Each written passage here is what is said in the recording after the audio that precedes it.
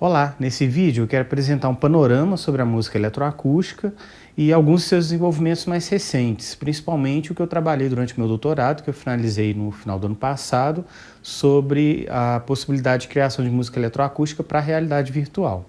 A história da música eletroacústica, como a gente conhece ela hoje, ela tem o início com o Pierre Schaeffer, os estudos dele com a fita magnética na Rádio Nacional Francesa, e com os estudos do Herbert Eimert, nos estúdios de Colônia, na Alemanha.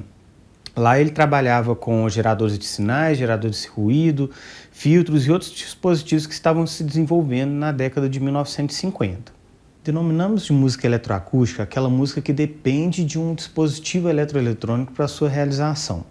Esse dispositivo ele pode ser desde o simples par de alto-falantes até uma série de equipamentos que vão de sensores, projetores de imagem, microfones, processadores de sinais analógicos ou digitais, etc. É importante colocarmos aqui os 7 princípios gerais que norteiam esse gênero musical. O primeiro deles é o fato de que as fontes sonoras colocadas à disposição do compositor são ilimitadas, ou seja, qualquer som gravado ou criado através de dispositivos eletroeletrônicos, sintetizadores, geradores de ruído, todos eles podem ser usados pelo compositor na composição da sua obra. O segundo princípio geral da música eletroacústica é o de que a nossa percepção harmônica, melódica e tonal é largamente ampliada, tanto no processo de criação quanto no de escuta e apreciação. Isso acontece principalmente porque não estamos mais presos a um pentagrama, a um sistema tonal ou a regras de harmonia. Agora a gente pode combinar sons de alturas como a gente quiser, explorar microtons, partes ainda menores do que um cent, gerar melodias que abarquem tessituras tão grandes quanto as próprias limitações da nossa escuta. Um terceiro princípio é o de permanente atualização técnica. Uma vez que a música eletroacústica está atrelada às tecnologias de criação e manipulação do som, ela está sempre em constante transformação. Sempre que novas possibilidades técnicas surgem, os compositores acabam adotando elas em suas próprias obras. O quarto princípio é o da relação estreita com a natureza temporal da música. O compositor ele tem um total controle sobre o tempo de cada evento sonoro, podendo suprimi-lo ou alargá-lo de acordo com as suas decisões estéticas, independente de interferências exteriores.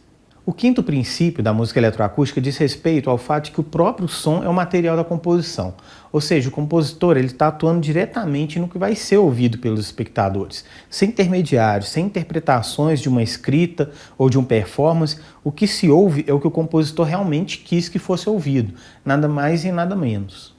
O sexto princípio está relacionado às limitações da performance humana e dos instrumentos. Ao manipular o som em si, o compositor pode obter sons impossíveis de serem tocados por um humano, seja por questões físicas ou de sua própria natureza, assim como impossíveis de serem tocados por instrumentos acústicos. O compositor pode, por exemplo, obter um som através de diversos métodos de geração sonora que seja similar ao de uma flauta, que a gente conhece, no entanto tão grave que uma flauta naturalmente seria incapaz de gerar esse tipo de som. Ou pode conseguir um som de uma voz tão aguda que nem um ser humano conseguiria em sua natureza. O sétimo princípio está relacionado à sua não ligação com o mundo natural, ou seja, uma vez que o compositor pode gerar, explorar e manipular sons que não existem na natureza, o imaginário do ouvinte é alargado. Ao buscar sua fonte, a imaginação de quem ouve vai além do possível pelo nosso mundo real. É importante observar aqui também que a música eletroacústica possui uma natureza extremamente interdisciplinar. Além dela se relacionar com a música em si, na teoria, nos processos de composição e da performance, ela exige que o compositor tenha conhecimentos na área da física, por exemplo, que envolve a acústica, da área da psicologia, que pode ser observada no efeito cognitivo das suas escolhas estéticas, da área da engenharia, que é muito necessária no processamento de sinais digitais ou analógicos, e até na computação, na programação de softwares que são utilizados no processo de composição, por exemplo. Os fundamentos para o desenvolvimento da música eletroacústica em si, eles vinham sendo estudados desde o final do século XIX. A gente observa isso nos livros do John William Strutt, denominado A Teoria do Som, e no de Hermann Helmholtz, denominado The Sensations of Tone. A partir desses estudos sonoros, diversos dispositivos eletroeletrônicos foram desenvolvidos, desde o próprio fonógrafo do Thomas Edison, passando por instrumentos como o teleharmônio, o theremin, o ondas martenot e diversos outros, sendo que os instrumentos que mais ganharam visibilidade comercial mesmo foram os sintetizadores analógicos da década de 1960, sendo o Minimoog um dos preferidos pela sua portabilidade. Dentro desse gênero ou modalidade, a gente tem algumas ramificações, a gente poderia chamar de subgêneros, né? As principais delas são a música acusmática, a música mista e a videomúsica. O que a gente chama de música acusmática é uma composição que tem só uma parte eletrônica. Muitas vezes ela é espacializada na oportunidade de um concerto em sistemas de difusão sonora de médio, grande porte, ou simplesmente é ouvida através de alto-falantes ou fones de ouvido. A gente pode dar como exemplo de música acusmática os 5 estudos de ruído do Pierre Schaeffer, que foi provavelmente a primeira obra acusmática, onde o compositor trabalhou, manipulou ali gravações com sons que eram considerados ruídos, só que ele trabalhou isso de uma forma musical, né? E essa obra ela data de 1948. Um outro bom exemplo, inclusive para a gente poder diferenciar entre a estética francesa e a estética alemã, inclusive uma coisa que dividiu muito durante algum tempo, o que a gente chamava de música concreta e música eletrônica, né? Esse outro exemplo seria o estudo número 1 do Herbert Eimert, né? Ele data de 1952, onde o compositor usa ali só sons gerados artificialmente por dispositivos eletroeletrônicos. Lá no conservatório da UFMG, a gente montou um sistema de médio porte de difusão sonora que é composto por 12 alto-falantes e um subwoofer. Esses 12 alto-falantes são 8 na horizontal, né? 4 pendurados no teto, e tem o subwoofer, que ele fica um pouco mais na frente. Lá a gente oferece concertos mensais, onde a gente mostra ao público obras acusmáticas, mistas, entre várias outras coisas, né? E as obras acusmáticas, elas são espacializadas ao vivo nesse sistema, né? A gente pega arquivos que originalmente são 2 canais e espacializa ao vivo a partir da estrutura da música nesse sistema que a gente tem disponível lá.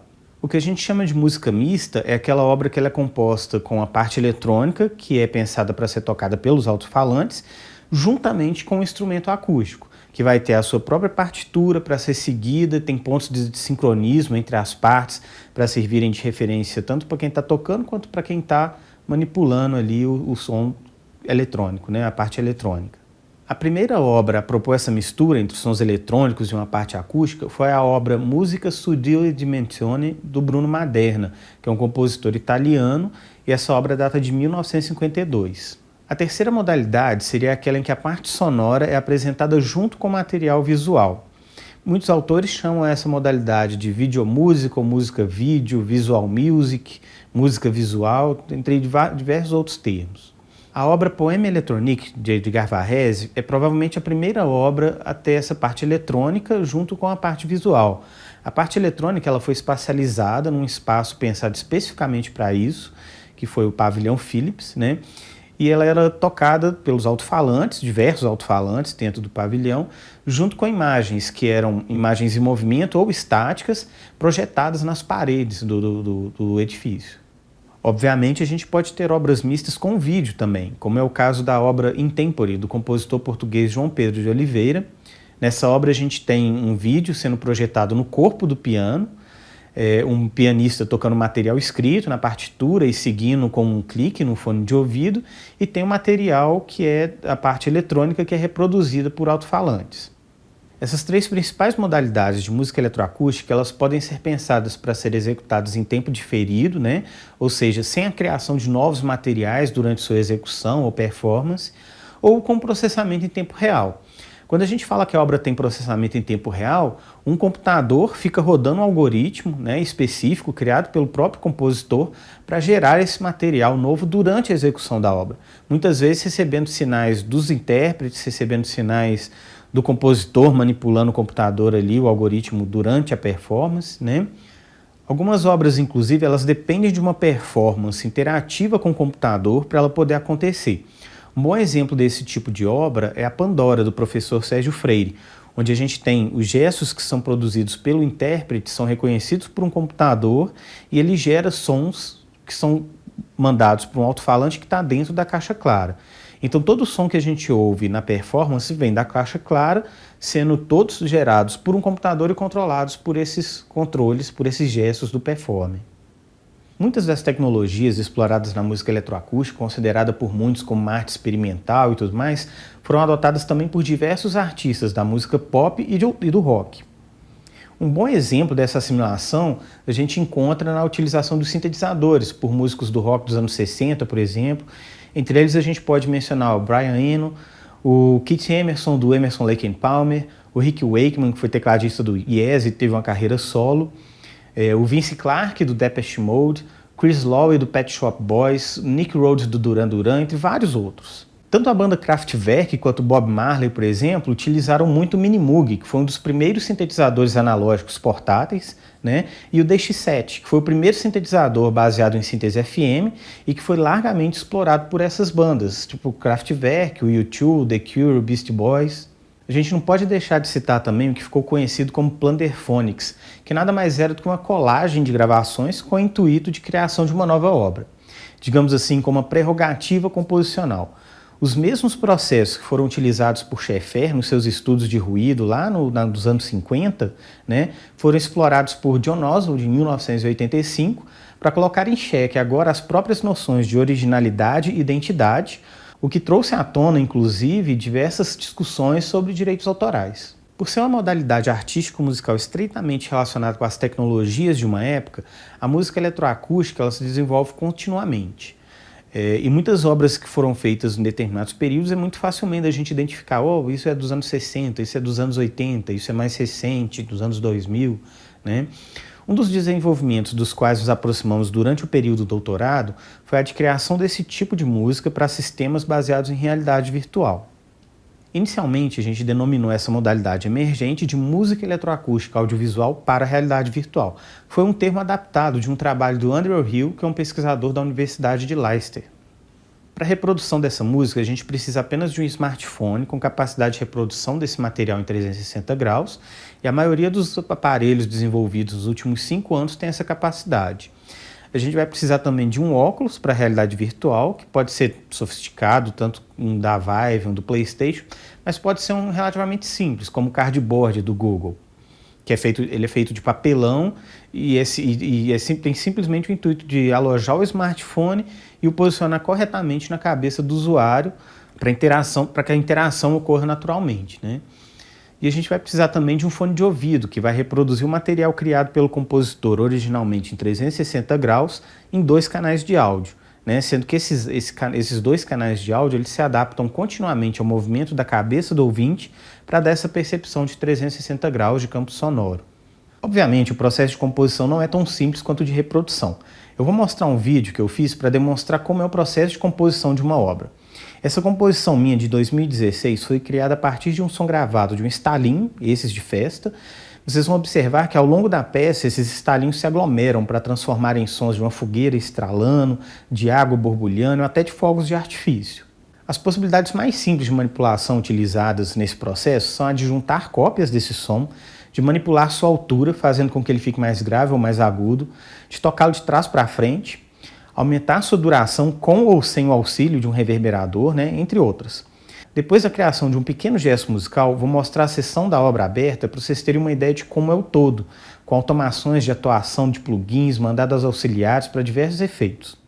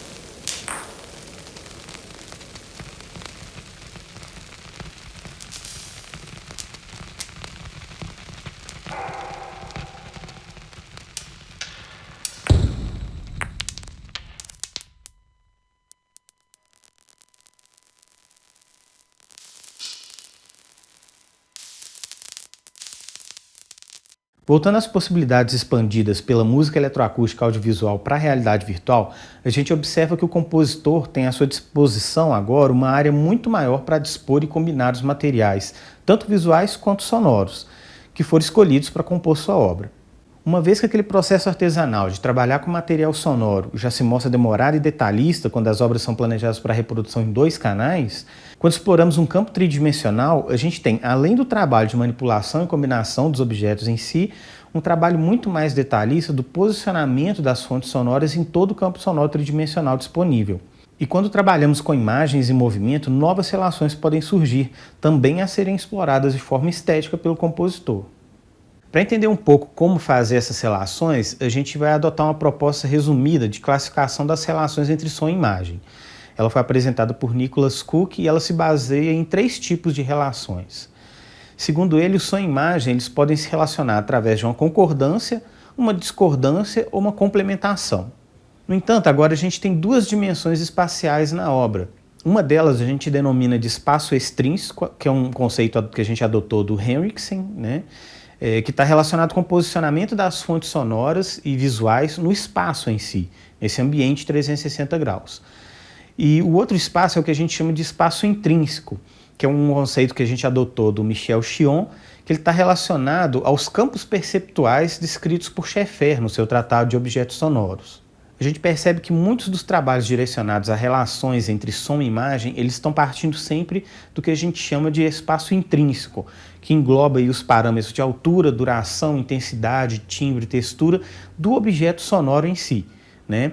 E esse objeto se relacionando com parâmetros semelhantes do material imagético. O que a gente tem na música eletroacústica audiovisual para a realidade virtual é que, além dessas relações possíveis no espaço intrínseco, a gente ainda tem um outro espaço, que é o espaço extrínseco, onde o material sonoro e imagético vai ser percebido e ele pode criar novas relações, também de concordância, discordância ou complementação, ou até mesmo transitar entre essas entre 2 ou mais dessas classificações, né, se transformando continuamente, passando, por exemplo, de uma concordância para uma discordância de uma forma gradual, ou diversas outras possibilidades, né, de uma concordância para uma complementação.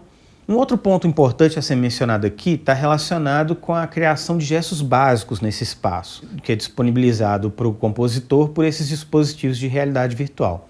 A gente tentou mesclar 2 conceitos principais da literatura, um deles é o que a Annette van der Gorn denomina de figuras de espaço, e uma outra é o que o Xavier Haut-Bois denomina de unidades semióticas temporais. A partir desses 2 autores, a gente propôs uma estruturação do que a gente denominou de unidades semióticas espaciais. O que é isso? Essas unidades semióticas espaciais são unidades mínimas gestuais que podem ser percebidas como independentes e podem gerar um significado. Isso quando a gente explora ela na manipulação de sons e imagens, né? A partir disso eu descrevi o que seriam 8 dessas unidades, né? Sendo a primeira delas, a mais básica, né? A unidade estática, né? Um objeto estático. Teria a de expansão e compressão, a de ênfase, a de balanço, a de direção, de atravessar ou saltar, a de rotação e a de granulação. No meu trabalho eu fiz uma descrição de cada uma delas mais detalhado, mas o mais importante aqui é observarmos se trata de gestos a serem aplicados através da automação de diversos parâmetros de plugin de espacialização tridimensional para que os objetos sonoros se relacionem de diferentes formas com material imagético nesse domínio do espaço extrínseco. Como parte também do trabalho de doutorado, eu apresentei 2 obras que exploram essas possibilidades de relação entre som e imagem nesse ambiente tridimensional, tanto no domínio do espaço intrínseco, mas principalmente no domínio do espaço extrínseco. A primeira delas são os 5 estudos para uma outra realidade. Utiliza somente material imagético abstrato e fontes sonoras gravadas, de sons reais. No domínio do espaço intrínseco, a gente vê logo de cara uma certa discordância do ponto de vista da natureza desses materiais. No entanto, em vários momentos da obra, a gente vai observar que tem relações tanto no domínio do espaço intrínseco quanto no espaço extrínseco, que são de concordância, discordância e complementação, como eu já havia mencionado. A segunda obra, denominada From the Inside, ela consiste em um estudo realizado com material imagético real, ou seja, ele foi gravado a partir de uma câmera Samsung 360 graus, ele foi manipulado de diversas formas, né? O material sonoro, no entanto, ele foi todo sintetizado, ou seja, ele é todo abstrato, né? Ele não tem nada de gravar, não tem nenhuma gravação real sendo usada nessa composição. Novamente, as relações apresentadas no domínio do espaço extrínseco são o foco principal do trabalho. E aí a gente pode observar, por exemplo, discordâncias quando a câmera roda para um lado e o material sonoro está estático ou rodando para o lado oposto. A gente pode observar também complementações, quando o material sonoro inicia um movimento no espaço extrínseco e é o material imagético que vai completar esse gesto. Bem, com isso eu espero ter mostrado um panorama da música eletroacústica, seus desenvolvimentos mais atuais. Não deixem de dar uma olhada na descrição, onde eu deixei todos os links das obras às quais eu me referi durante a palestra. E até mais.